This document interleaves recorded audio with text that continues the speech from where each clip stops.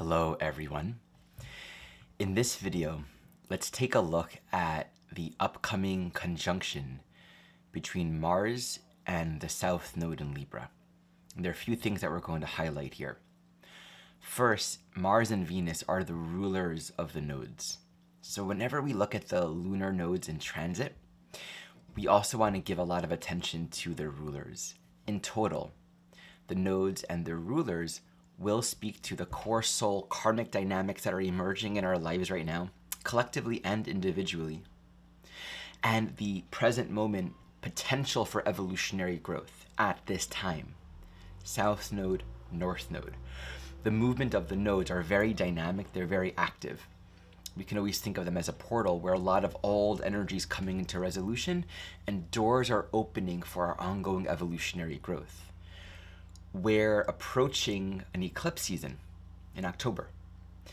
And eclipses are so potent because they involve the nodes, the new moon and full moon happening on the nodes.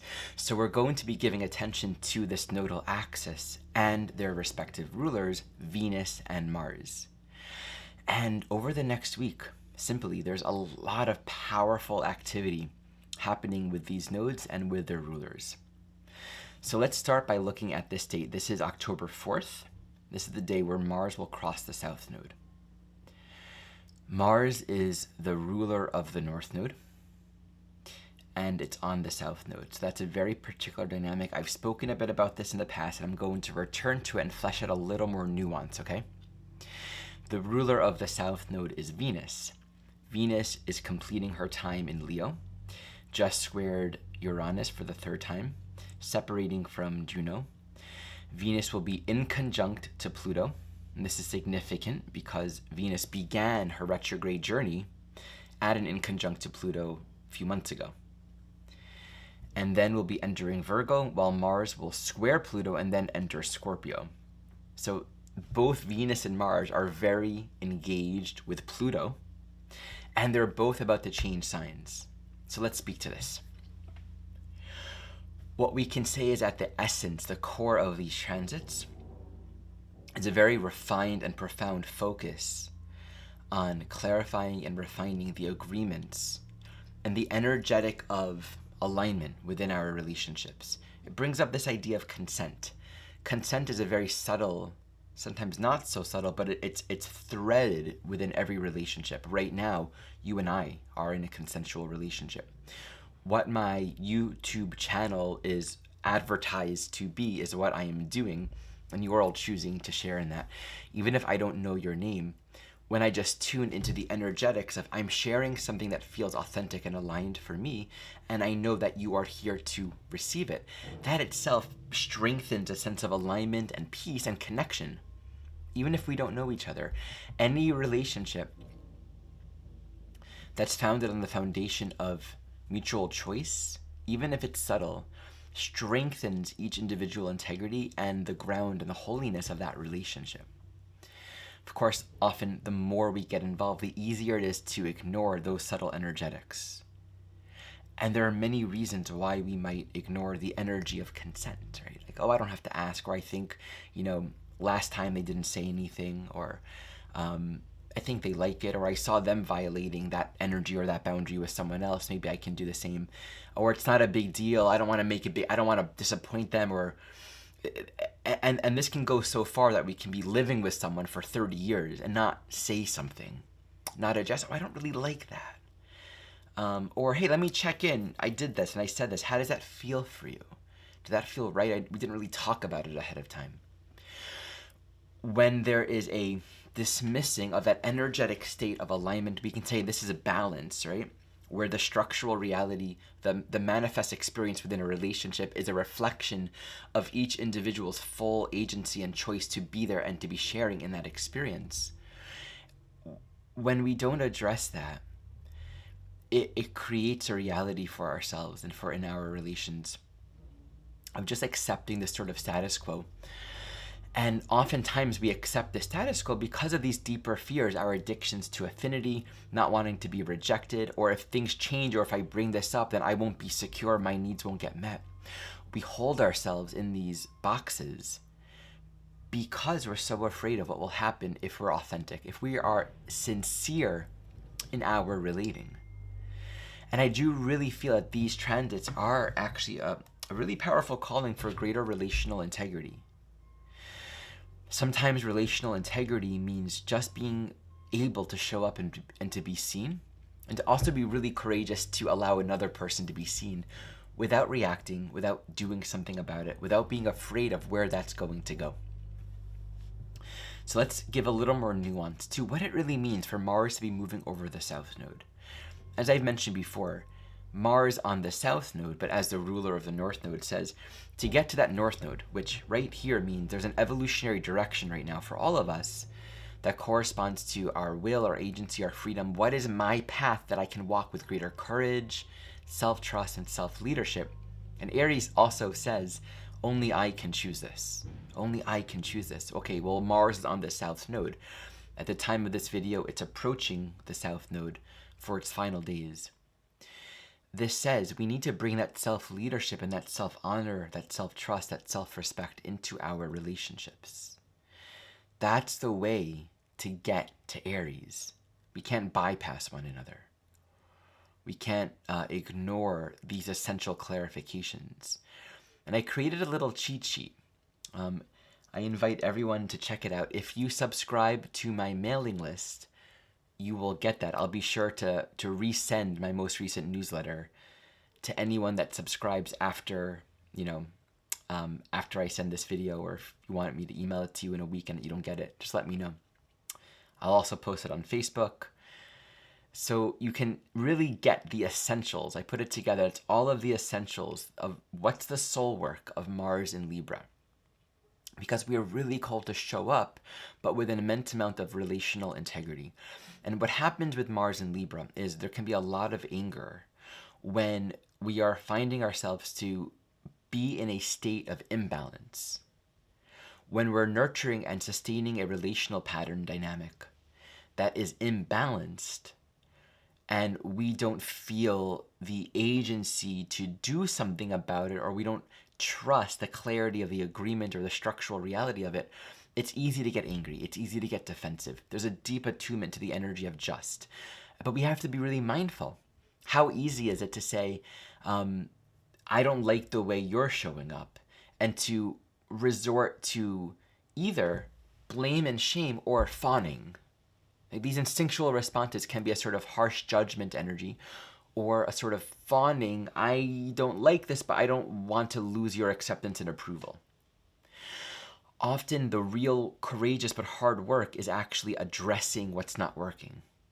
Addressing the dynamics, the behaviors, the patterns, and really being able to be sincere about our own self. This is in every relationship. I mean, just to paint an example, let's say you have a rental agreement, right?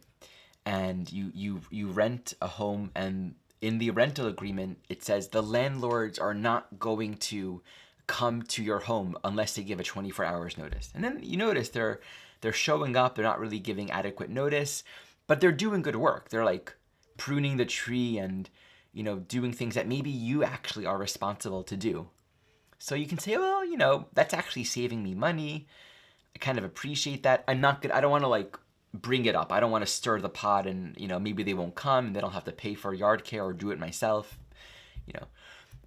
But little things like that can grow and fester in all kinds of directions, and it sustains a state of disconnect, even though, it's not a big deal, or even I don't like it, but whatever, it's not a big deal. I don't mind. They're not really doing any harm.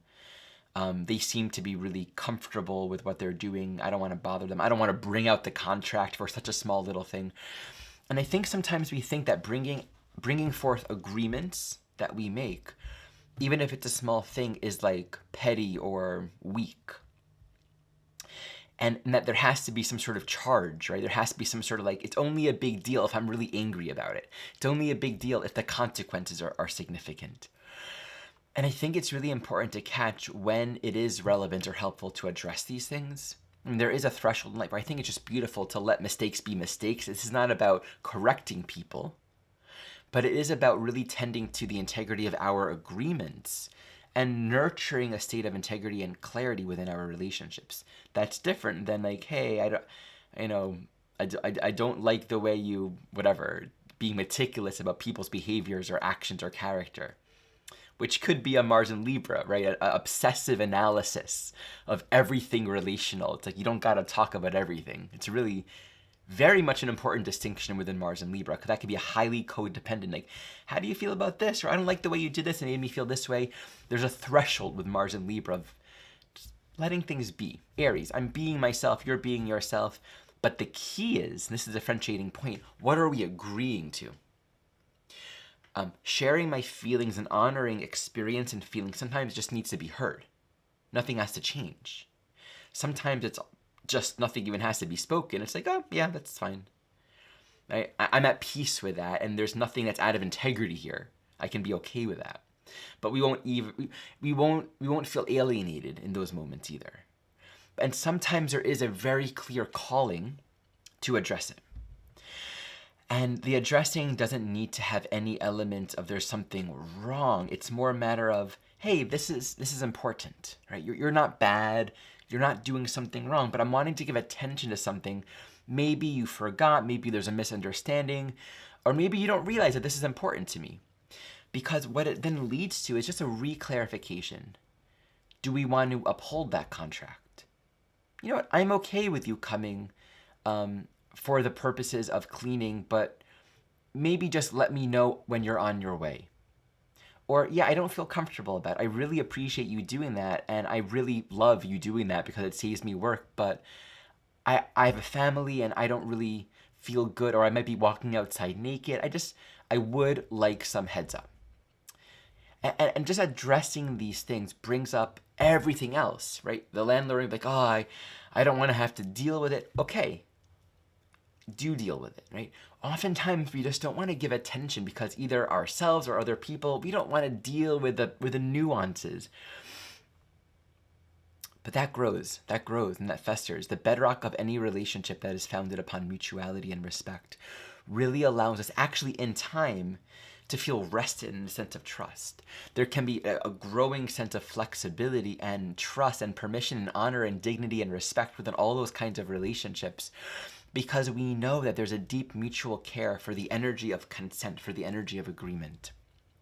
And I think that's a big part of what's coming through. And sometimes it might mean, oh yeah, that means we're not going in the direction that we were. Oh, I don't like the way that feels. And this is a part of what these transits are calling to. Now, what's an interesting yod here, actually, Venus is forming a yod. I didn't highlight that aspect, but Venus is in conjunct Neptune. Okay. And over the next few days after the posting of this video, it's going to exact that in conjunct, and then moving towards an in conjunct with Pluto. So actually around the 4th, it's kind of at that midpoint between an in conjunct with both of these outer planets. So this is a powerful transit, almost worth its own video. I'm just noticing it now. But Venus, as the ruler of this Mars South Node conjunction, says so much. Right? The movement of Venus says so much about how we're clarifying the clarity and integrity within our relationships. And this Leo-focused Venus in conjunct with Pluto and Neptune says, and I'll take this apart bit by bit. Neptune is the gibbous phase in conjunct with Neptune. Oh, but I love the way it feels. I have all these ideas and expectations. I feel special. You feel special. I like the way you talk to it. Things are these idealized, meaningful. I'm saving you. You're saving me. It's this beautiful situation. I don't want to break it up, because then I'll find out you're not the person I told myself that you are. And then I can't justify these feelings that I'm wanting to have. Or I'm not going to be the thing that I know makes you feel really good. I don't want to disillusion myself or you by disappointing the dream reality that we're both trying to uphold. There's that. And then the Venus Leo to Pluto in conjunct, this is a full phase in conjunct, all of the long-term expectations and structures and ideas and agreements and roles that we've established. I don't want to break up the crystallized patterns that have been established, because if I do, I will lose your respect. I will break up the good feeling of everything as it is. And so the Venus-Pluto in conjunct really asks us to be bold and courageous in being seen, and not holding ourselves in a suppressed place because we're afraid of judgment or we're afraid of change. So this Venus Leo yod to Pluto and Neptune really just says, honor yourself. Be respecting of the energy of balance and respect that of others. Don't be afraid of what comes and what goes, Pluto. Don't be afraid of disillusionment, Neptune. Hold fast to the energy of respect, mutual respect, our mutual deserving for dignity, okay? It's also notable that as Venus enters Virgo, it's going to be opposite Saturn. So as Venus enters Virgo, and let's just take a look at that movement here. And I didn't highlight that aspect either, but we have an opposition to Saturn. And this is still, loosely with an orb of that yod. We can say there's a Venus-Saturn opposition with a Venus yod to Pluto and Neptune loosely. It's all a part of a flow, a dynamic process. This transit right here, which will happen just a few days after the Mars South Node, emphasizes giving a lot of attention to what's working, because it's practical. What's working? What's our long-term goal here? What can we actually begin to develop and give attention to? But also what's not working, and what do we need to fix and clarify and refine? Whatever work we've done with really clarifying self-respect and dignity and honor within the Venus and Leo journey, Venus and Virgo says, now do something about it. Get to work. Awareness doesn't do much if we're not willing to actually make new choices. So the humility of Venus and Virgo is, okay, there's work to do. There are structural foundational changes, and we can watch it over the second week of October as Venus comes into opposition with Saturn, and then Mars moves into Scorpio and trines that Saturn. It is clarifying. It is weeding out what isn't necessary. It is asking us to be direct and no bullshit about, I'm not willing to entertain dysfunctional addictions, behavior patterns, relational dynamics. Let's really get to the core of it. So let's give more attention to Mars now. Again, whatever's happening with Mars is now leading us to that North Node evolutionary direction of self-leadership and purpose. So before Mars enters Scorpio and passes the South Node, it's going to square Pluto. And this is a last quarter square, entering the last quarter phase. This is all about throwing off the conditioned patterns of the last cycle. This wants us to become deeply reflective upon the conditioned roles, expectations, and agreements, much of which derives from deep early life conditioning. Right? What were we told is pleasing? What were we told is acceptable? How did we win the approval of our parents or authority figures? How are we shamed for expressing our needs, wants, desires, values? What needs, wants, desires, values are appropriate? Which ones are not? We have to really be willing to look at that. Be willing to let go of whatever isn't serving. And the core Pluto teaching is always put the soul first and allow what comes to come, and allow what goes to go. The more we can stand in our strength and our alignment and not revert towards reactive or fearful or fawning activity, the more we can really facilitate a profound evolutionary movement at this time. We're kind of opening the space for what I would say the eclipses to come in October later in the month to just kind of do it for us. Eclipses are great for just moving a lot of energy in and out through that nodal portal. So we're really laying the groundwork for some profound shifts over the next several weeks. All right, and that completes this teaching on this very powerful time of Mars and Venus transits. Reminder, the Evolutionary Astrology Online Conference begins next week. And until the end of the month, you can still get into the conference at the discounted rate. So check it out in the description below. I'm going to be speaking about Uranus and the subconscious memories of the soul that influence the majority of our initial impressions and perceptions in this current life. Very fascinating topic, understanding the nature of long-term memory as it corresponds to Uranus. There will be 14 or 13 other amazing, very quality presentations. For those that are new to evolutionary astrology or just wanting to deepen in the basics, this is a great opportunity to do so and to be introduced to more of the teachers of this particular paradigm at this time. And once again, if you would like to receive my newsletters that I often write out in accompaniment to these videos, as I'm in my own creative process, I'll often write and make a video, or make a video and then write Sign up in the description below, and in the upcoming newsletter, I'm going to be sharing my Mars and Libra soul work cheat sheet. All right, thank you all so much for watching.